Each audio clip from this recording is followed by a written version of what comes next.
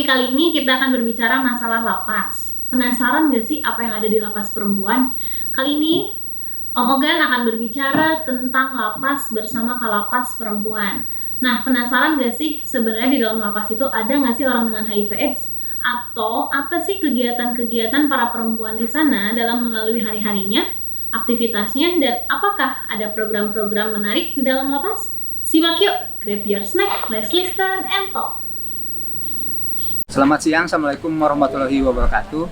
Waalaikumsalam warahmatullahi wabarakatuh. Pada siang ini kita berada di Lapas Wanita Sukamiskin. Kebetulan hari ini saya dengan Ibu Kalapas langsung. Selamat siang. Siang Bapak. Ibu Putrianti Rahayu, DCIP Esos, Iya. selaku Kepala Lapas Perempuan Sukamiskin Bandung.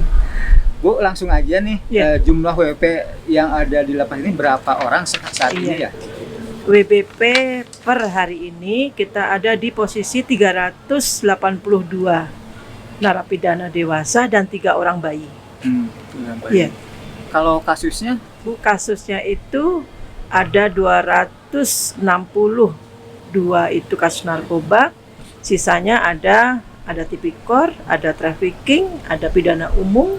Ya, menarik. Jadi di lapas perempuan ini hampir banyak itu kasus narkoba ya. Betul, iya. Kira-kira program apa yang telah dilakukan lapas perempuan terhadap kasus narkoba ini? Baik, untuk pelaksanaan kepada kasus narkoba itu sebenarnya hampir sama dengan narapidana pada umumnya. Kami masih menginduk kepada peraturan pemasyarakatan bahwa pembinaan itu hanya 2 itu, pembinaan kemandirian dan pembinaan kepribadian. Nah, untuk kasus narkoba karena dia mempunyai masalah tentang bagaimana penyalahgunaan narkoba, maka kami pun melakukan hal-hal yang untuk bagaimana pencegahannya itu sendiri dan bagaimana penanggulangan dan bagaimana untuk pelaksanaan ketika mereka terbebas dari kecanduannya itu. Langkah-langkah itu kalau terkait dengan bagaimana mereka tidak memakai lagi, kami sudah melakukan juga kegiatan rehab. Ada rehab medis. Saat ini kita melakukan rehab medis untuk 100 untuk rehab medis ya Dok ya, dan 40 itu rehab sosial. Itu langkah-langkah untuk pembinaan kepada mereka. Menarik sekali ini untuk rehab medis ya. Itu yang untuk rehab medis dilakukannya di sini juga? Betul, kami ada program untuk rehab tahun ini 140 orang. 140 orang. Ya, udah terbagi tadi itu untuk rehab sosial maupun rehab medis. Itu anggaran dari Direktorat Jenderal Pemasyarakatan. Oh iya, ada ya. Betul. Nah Bu, dari jumlah keseluruhan warga binaan di Lapas Perempuan ini, ada nggak jumlah yang terkena kasus atau terkena HIV/AIDS? Ada Bapak. Saat ini kita 19 orang yang terkena itu. Masih berada di sini? Betul, iya. Betul, 19 orang. 19 orang. Itu kamarnya disatuin atau dipisahkan? Karena itu maaf ya, kami kategorikan itu berkebutuhan khusus, maka kami berikan mereka kamar untuk medis, disendirikan. Ya, kamar medis. Dari 19 orang itu apakah mereka sudah mengkonsumsi obat ART? Sudah Bapak, jadi program baik itu pencegahan, penanggulangan, sampai dengan bagaimana perawatan ketika mereka terkena kategorinya ODA, itu kami sudah lakukan langkah-langkah itu. Langkah-langkah pencegahan, contohnya kami melakukan KIE, melakukan penyuluhan, langkah-langkah bagaimana penanggulangan dan sebagainya itu kami lakukan screening. Setiap narapidana yang masuk dilakukan screening. Kemudian juga kami melakukan terapi ART, juga untuk obat-obatan itu juga disediakan bekerjasama dengan rumah sakit yang ada di Bandung itu. Itu yang bawa obatnya ke sananya siapa Bu? Itu tim medis Pak. Tim medis dari klinik Lapas Perempuan Bandung itu yang sudah sangat aktif untuk melakukan langkah-langkah upaya perawatan kepada ODA itu. Iya. Kalau boleh tahu kondisi yang 19 orang ODA itu sekarang gimana Bu? Alhamdulillah sih, karena kami juga sangat mengapresiasi tim kerja dari dokter perawat di klinik Lapas Perempuan itu. Mereka sangat rutin memeriksa kesehatannya, setiap ada keluhan juga langsung tertangani, makanya kondisi mereka alhamdulillah sehat-sehat aja. Alhamdulillah. Ya, betul. Nah, selain kasus yang ODA, yang HIV di lapas, kalau kasus COVID ada nggak Bu? Yang terkena COVID-19? COVID kemarin kita sudah kerjasama dengan Dinas Kesehatan dan sebagainya. Kami dilakukan swab petugas maupun rapid juga kepada petugas dan narapidana. Kemarin ada satu. Kami tapi orang tanpa gejala. Dan kami lakukan langkah-langkah isolasi mandiri, kami lakukan selama 14 hari. Kemudian juga yang sekamar itu juga kami lakukan isolasi. Dan alhamdulillah sudah terlewati, mereka dinyatakan negatif. Dan tidak ada yang gejalanya juga tidak bergejala, tapi setelah 14 hari sehat seperti semula, seperti itu. Ya. Nah, untuk masalah kan mereka itu punya keluarga di luar Iya. Untuk kunjungan di masa pandemi di lapas ini prosedurnya seperti apa Bu? Apakah ada perbedaan dari sebelum COVID atau sama? Pasti Pak, ada, karena ini kan kami harus seminimal mungkin untuk bertemu dengan orang luar Kami harus melakukan lockdown lokal lah itu. Jadi hal-hal yang terkait dengan kunjungan kami tiadakan. Tetapi diganti dengan sarana video call. Jadi ada video call, betul. Jadi kami sediakan video call untuk mereka bisa tetap berhubungan dengan keluarganya itu. Iya. Untuk fasilitas video call itu dalam 1 bulan itu mereka bisanya hampir tiap hari. Tiap hari boleh mereka melakukan dari pagi sampai siang hari itu video call itu dilakukan itu. Kalau kita lihat di lapas perempuan ini, termasuk yang tadi kita kembali lagi mungkin ke yang kasus yang narkoba yang jumlahnya 260 lebih Iya, betul. 260 lebih gitu ya. Dan di sini pembinanya sangat baik, termasuk ada penanganan medis, rehabilitasi medis. Betul. Yang tadi dilakukan oleh dokter medis. Nah, yang jadi pertanyaan untuk yang rehabilitasi sosial kan masih ada juga gitu. Itu programnya seperti apa Bu, kalau boleh tahu Bu? Program-program itu sudah ada modul. Kami sudah punya modul-modul yang dikeluarkan oleh Ditjen Pemasyarakatan. Nah, itu langkah-langkah itu sudah dikelola oleh tim dari medis, sudah berakhir, sudah selesai, dan alhamdulillah hasilnya juga sangat baik. Jadi mereka ada perubahan ketika dilakukan itu.